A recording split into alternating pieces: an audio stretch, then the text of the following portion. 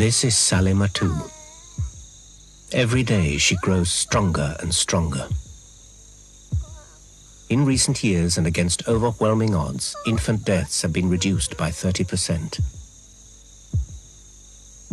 Soon, Salima too will be inoculated to protect her from polio, measles, and diphtheria.